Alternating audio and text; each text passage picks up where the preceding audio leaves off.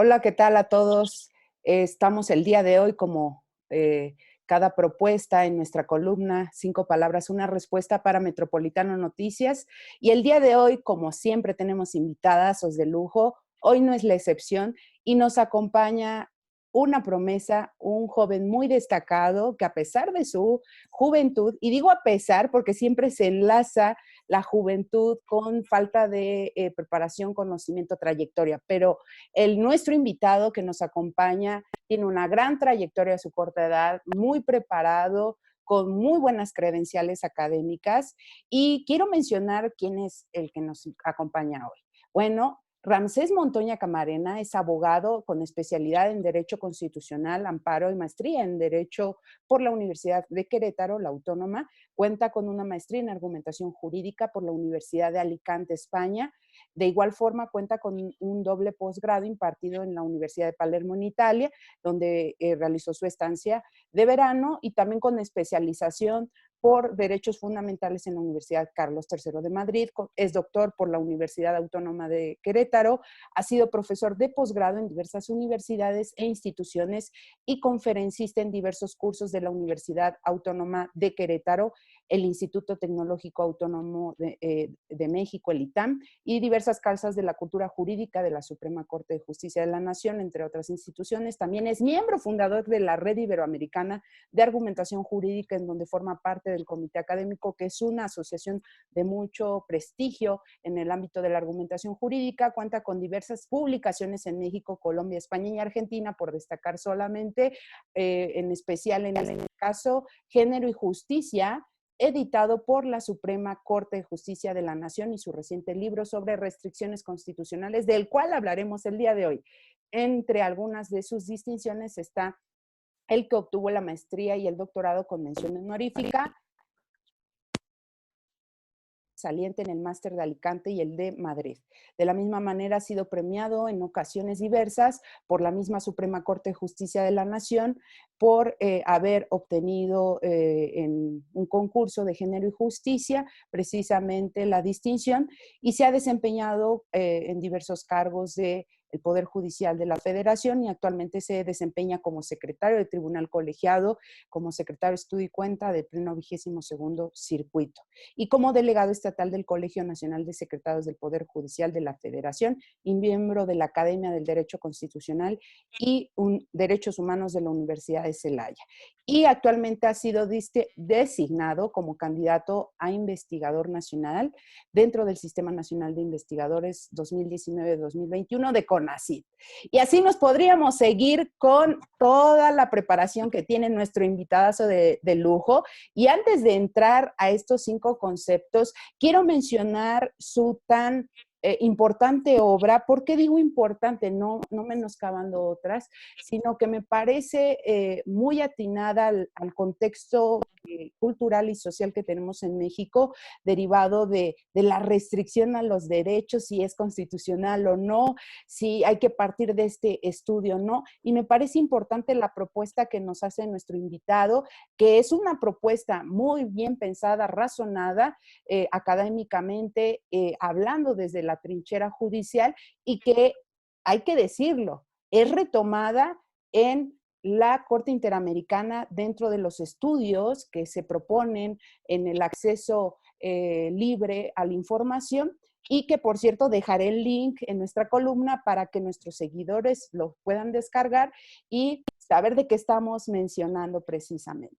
Y pues es un gusto tenerte con nosotros, estimado Ramsés, que nos acompañes y que nos hables precisamente de esta obra a través de nuestra propuesta de columna, que son 5 palabras, una respuesta. También pondré en la portada de este trabajo de interpretación de las restricciones constitucionales, una visión desde la argumentación jurídica y la hermenéutica, con el prólogo de Rodolfo Vázquez, y que me parece muy importante obra en torno a esto que he mencionado. Muchas gracias por estar con nosotros, estimado Ramsés. Muchísimas gracias, Keren, por tu muy amable y generosa invitación y sobre todo presentación.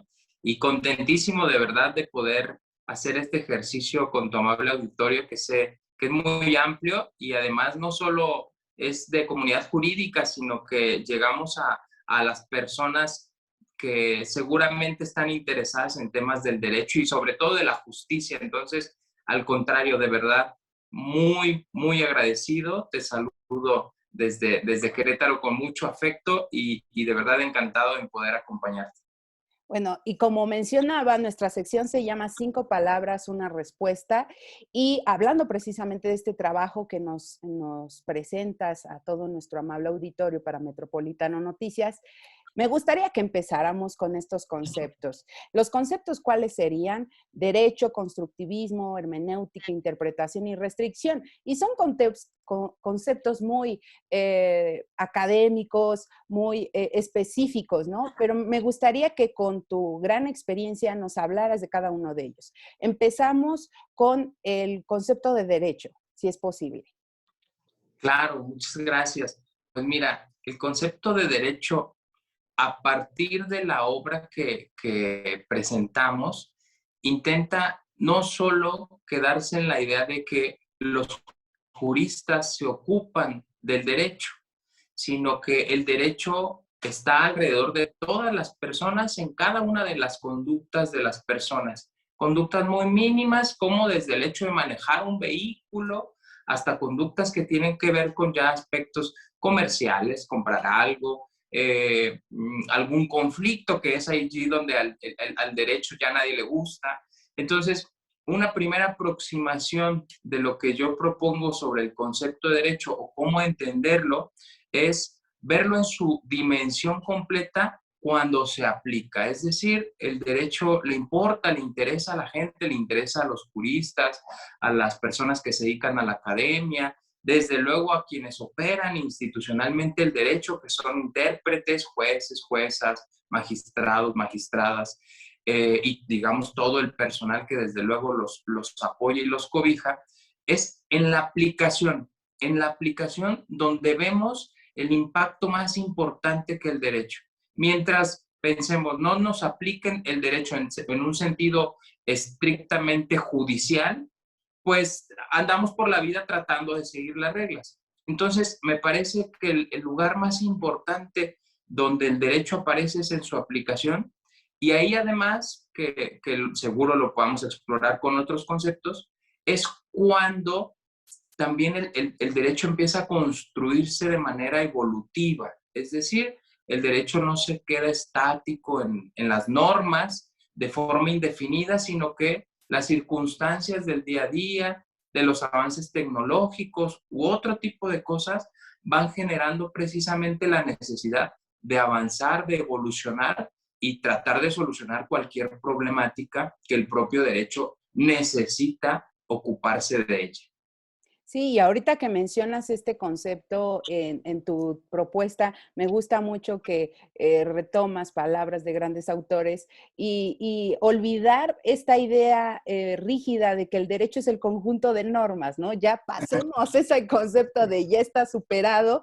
Y esto nos lleva precisamente al siguiente concepto, el constructivismo, precisamente.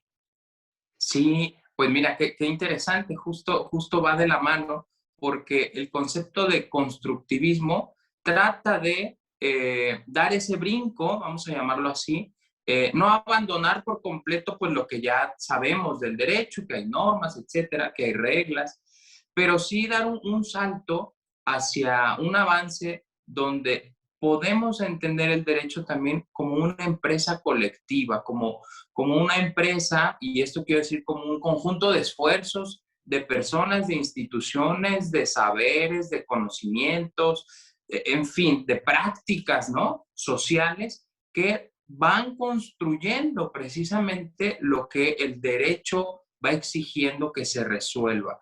Entonces, vamos también entrando allí a un aspecto de racionalidad, que es este concepto que nos garantiza cierta objetividad para que el derecho, a través de su aplicación, pues no sea arbitrario, no sea discrecional en un sentido excesivo o en un sentido desproporcionado para las personas, sino que todos tengamos esa aplicación objetiva. Al final del día esto se traduce en algo muy sencillo, se traduce simplemente en una aplicación igual de las normas, ¿no? O igual aplicación interpretativa del derecho, según cada uno de los lugares en que estén. Entonces, eso nos garantiza, en el fondo, una igual dignidad para las personas, un trato en el que sea equilibrado y que se busque el trato justo para cada una de las circunstancias que en lo particular, después en lo general también son importantes. Sí, y hablando de esta construcción, me parece importante seguir a nuestro siguiente concepto que es la hermenéutica, ¿no? Y esta relación que retomas en tu trabajo entre constructivismo y la hermenéutica. Este concepto, ¿nos puedes hablar de él, por favor? Claro, claro.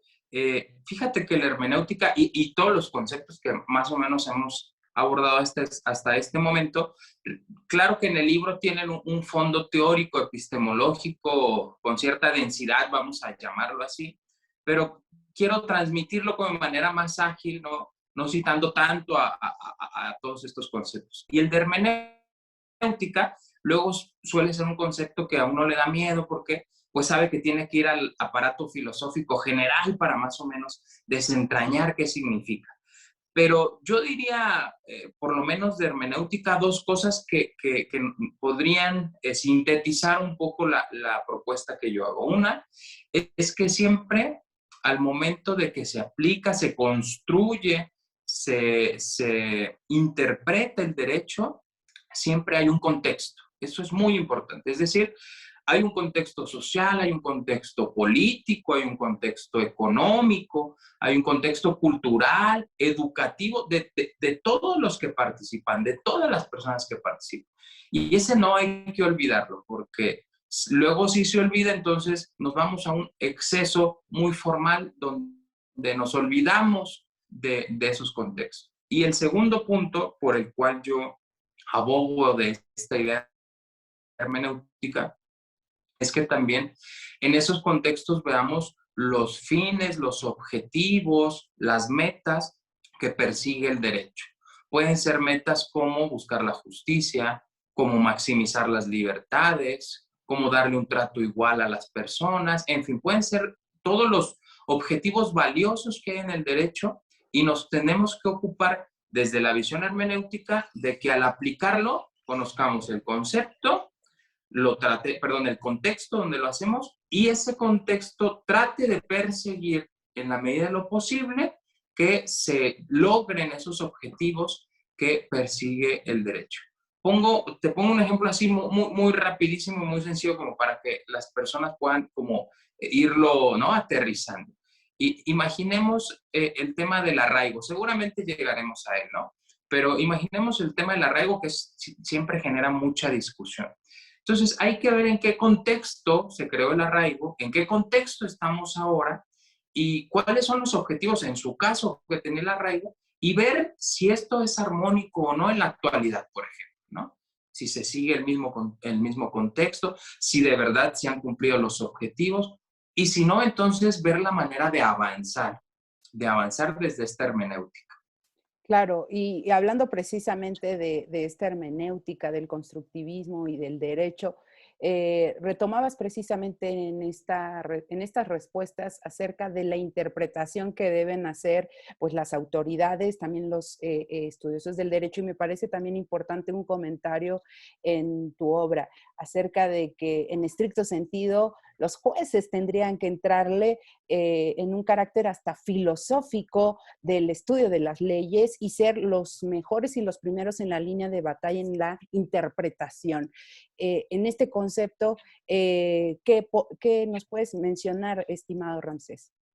Claro, oye, sí es una directriz que vamos a decir que trata de arropar el libro de forma transversal. Claro. Y gracias por mencionarla. Fíjate que en el fondo el planteamiento es este. Desde luego no le podemos exigir a la judicatura, a los jueces, a las juezas, que se conviertan estrictamente en filósofos, ¿no? En filósofas.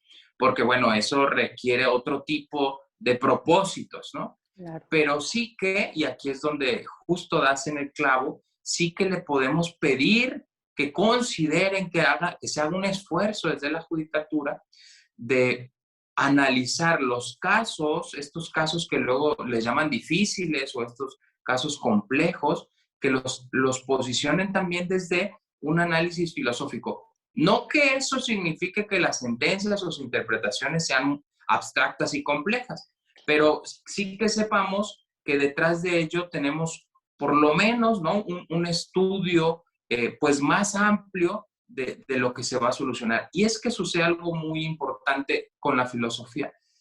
Nos da herramientas metodológicas, epistemológicas, de saber un poco hacia qué rumbo vamos. Y eso sería muy, muy, muy, muy deseable. Sucede, pero puede suceder más, que en las sentencias pase lo mismo. Es decir, que con una sentencia que decide X cosa, pensemos interrupción del embarazo o no interrupción del embarazo, es decir, y que veamos eso qué va a provocar al futuro. Claro, nadie es adivino, ¿no? Nadie puede decir, estoy seguro que... Pero sí nos podemos dar una idea de si vamos a generar un descontento social, si vamos a generar un avance en las libertades, si vamos a abrir o ampliar la brecha de desigualdad o vamos a ampliar la tutela de derechos. Entonces, creo que esas herramientas desde un análisis filosófico, el juzgador, la juzgadora las puede implementar y le sirven mucho a la sociedad, porque la sociedad finalmente es la que resiente esas decisiones. Claro, como sociedad las resentimos y tan las resentimos que en muchas ocasiones, pasando a nuestro siguiente concepto, se ha analizado si es permitido, hasta qué grado sería permitido una restricción para lograr una efectiva estabilidad en la sociedad con el derecho a esta relación, y que me parece también destacado mencionar que tu trabajo ha servido de mucha ayuda a nuestros juzgadores en el análisis de sentencias en casos emblemáticos, por no decirlo difíciles, en torno precisamente a controles preventivos, la autoridad, las Fuerzas Armadas, la incorporación del trabajo que hacen en materia de seguridad pública, que me parece importante rescatar en este punto de las restricciones y precisamente que abordas en tu trabajo, y que también es importante mencionar que habla precisamente de esta restricción y de este estudio de la teoría de las restricciones y esta dualidad en tema de derechos humanos, ¿no?, que la misma palabra en sí conlleva. En este concepto, estimado Ramsés. Sí, pues no, hombre, muy agradecido, sí, contigo sobre todo con las personas que les ha interesado también la dimensión aplicativa del texto, ¿no? Así es. Que no se quede solo en el papel de una propuesta, sino que se lleve a la realidad de sentencias, de discusiones, de foros. Es de verdad, yo muy agradecido porque lo traigas a colación. Y me gustaron dos cosas que yo creo que dijiste mejor que yo solo voy a tratar de adornarlas. Para nada, Pero para nada. las restricciones sí son un elemento de estabilidad o de armonización, vamos a decir, con otros derechos. Es decir, aquí no se pone en duda de que hay ciertas restricciones que se necesitan, porque desde luego, como sabemos, los derechos pues son indivisibles, interdependientes, entonces viven juntos, vamos a decir. Y al vivir juntos, pues claro que requieren que unos respeten a otros, entonces eso en el fondo nos da estabilidad, no solo desde lo social, sino en la vida constitucional, en la vida de las instituciones, en el propio ejercicio del poder, ¿no? Entonces, claro, las restricciones tienen todo ese, vamos a decir, ropaje para su existencia. Hay muchas teorías que pueden definir o sostener su validez. Yo tomo de punto de partida la llamada del comunitarismo, que es precisamente esta que se preocupa por el bienestar social, por el bienestar colectivo, ¿no? Entonces creo que sí, este concepto de estabilidad responde a la restricción. El tema que genera discusión en las restricciones es hasta qué punto o hasta cuál esa restricción realmente nos está generando esa estabilidad, esa armonización, o bien si existen restricciones que no cumplan con este propósito estabilizador de equilibrio, me parece que ahí es donde las alertas se prenden y hay que sí entonces preguntarnos qué hacer con esas restricciones. Mencionaba el del arraigo porque como tú lo sabes, Keren, que eres experta en la materia, desde luego que el arraigo ha sido muy criticado en México dentro y fuera. O sea, a nivel internacional somos muy criticados por esta figura, la ONU nos ha hecho observaciones, y en fin, le platicas a cualquier persona, amiga extranjero, extranjera, y dicen, ¿qué es eso, no? ¿Qué es eso del arraigo? Entonces les parece increíble. Entonces, creo que figuras como esas, y puede haber otras desde luego en la Constitución, nos deben hacer preguntarnos críticamente si esas restricciones son necesarias para esta estabilidad social, pero también si la Constitución debe aceptarlas. Y si no las debe aceptar, entonces buscar el remedio para superarlas, ¿no? Claro, y precisamente concluyo con este concepto que tú hablas de las restricciones, entre la necesidad y la estabilidad, ¿no? Que me parece importante que hablas precisamente y además con un sustento muy sólido, hermenéutico, constructivista, hasta filosófico, digo yo, acerca de esta propuesta en tu libro, precisamente, que es un excelente trabajo de interpretación de las restricciones constitucionales, una visión desde la argumentación y la hermenéutica, un referente, Ramsés Montoya Camarena, en este tema de las restricciones constitucionales, tan referente que la Corte Interamericana ha retomado su trabajo. Ay, no más, ¿no? Ahí lo dejamos, ¿no? Nada más para que vean la calidad de invitadazo que tenemos el día de hoy.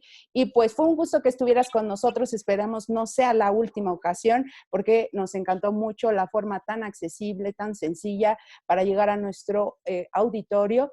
Y esto fue 5 palabras, una respuesta. Nos vemos para la siguiente, sin dejar a un lado que dejaremos el link del libro para que lo descarguen y la portada del libro en la videocolumna para que quienes estén interesados puedan seguirla. De todas maneras, estimado doctor, ¿algún comentario? Por cierto, lo pueden adquirir, ¿verdad? Este libro, también impreso por si alguien lo requiere. Así es, muchas gracias, que no, pues muy agradecido por el espacio, de verdad, que sé perfectamente que es un espacio bien importante, que es referente jurídico y social a nivel nacional, entonces muy agradecido con tu amable auditorio. Me pongo a sus órdenes para cualquier crítica, comentario o cualquier duda que pueda surgir ahí en redes con mi nombre, me pueden encontrar.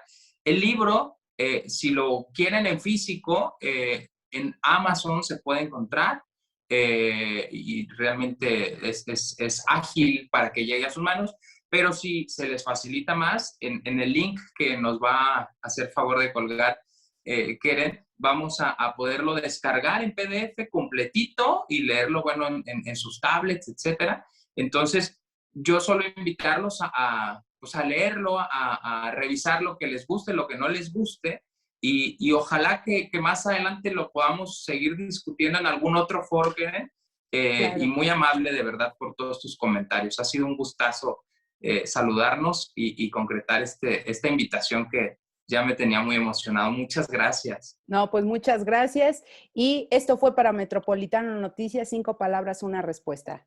Hasta la próxima.